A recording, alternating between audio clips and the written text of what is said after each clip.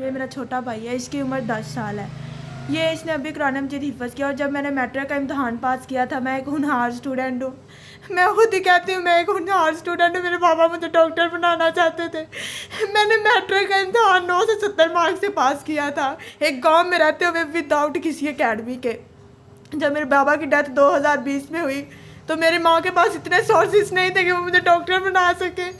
Even डैडू ने मुझे MD के लिए भी भेजा, लेकिन मैं कवर नहीं कर सकी। FSC मैंने पंजाब कॉलेज से की थी। वो मुझे फिर भी इतना तहफ़्फ़ुज़, उन्होंने मुझे अपनी तरफ से हर तहफ़्फ़ुज़ दिया, लेकिन एक बाप की कमी, मेरा बाप मुझे प्राइवेट भी बनवा सकता था, लेकिन मेरी मामा ये कमी नहीं पूरी कर सकती। अब 2023 में मेरे भाई और मेरी मामा को बेरहमी के साथ कत्ल कर दिया। मैं उस जज से सवाल करती हूँ जिसने ये कहा था कि बीबी अदालत तुम्हारे घर आए, कहाँ है पाकिस्तान का जस्टिस जो ये कहता है कि हमारी पार्लियामेंट, हमारी ये स्टेट का इंसाफ कहाँ पे है। एक होनहार स्टूडेंट को ये दिन देखने पड़ने हैं। मैं उस जज से मुहातिब हूँ जिसने कहा बीबी तुम्हारे घर अदालत चल के आएगी। मैं उससे मुहातिब हूँ, उसकी बीवी से मुहातिब हूँ, उसके बेटे से मुहातिब हूँ, उसके बेटे से मुहातिब हूँ कि उसके बेटे को कोई ऐसे दिन में हलाल कर दे, वो क्या करेगा। मैं उस जज से मिलना चाहूँगी, मैं इस वज़ीर आज़म से मिलना चाहूँगी, मैं वज़ीर आला से मिलना चाहूँगी। मेरे चाचा दादू सबको कत्ल कर दिया गया, हमें इंसाफ चाहिए। इससे ज़्यादा मेरी कोई, मैं GC यूनिवर्सिटी की स्टूडेंट हूँ।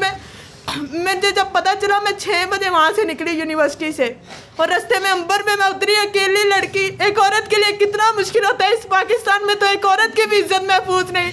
हम कैसे कह सकते हैं कि ये मुसलमानों का मुल्क है? हम कैसे ये कह सकते हैं कि ये उस नबी पाक सल्लल्लाहु अलैहि वसल्लम ने, ये उन मुसलमानों का मुल्क है जहाँ एक बेटे की इज्जत भी महफूज नहीं है। DPO के थाने में मौजूदगी के बावजूद मुझे अंबर में जलील किया गया। मुझे कहा कि तुम्हें आगे नहीं जाने दिया, ट्रांसपोर्ट कुछ नहीं था, आगे नहीं जाने दिया जाएगा। वो तो शुक्र है अल्लाह ताला ने फरिश्ते भेजे 92 न्यूज़ वाले, उन्होंने मुझे वहाँ पे छोड़ा।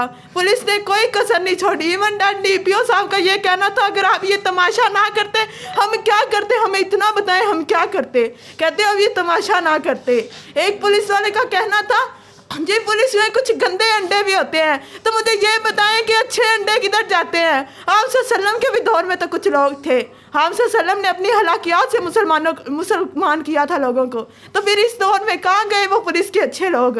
मुझे बस इतना वज़ीर आज़म से और वज़ीर आला पंजाब से कि मुझे इंसाफ दिलाया जाए, मेरे भाई को इंसाफ दिलाया जाए। मेरा भाई मुझे कहता है एक ईद में हमें अब्बू छोड़ के चले गए, 2 ईद में दोनों छोड़ के चले गए। मेरा भाई मेरे दिल का टुकड़ा, मेरा सब कुछ, मेरी माँ मुझे तकीदे करती है बेटा तुमने हौसले से रहना है। मुझे जिम्मेदारियाँ सौंपती मैं कहती मैंने नहीं लेनी, डांटती भी।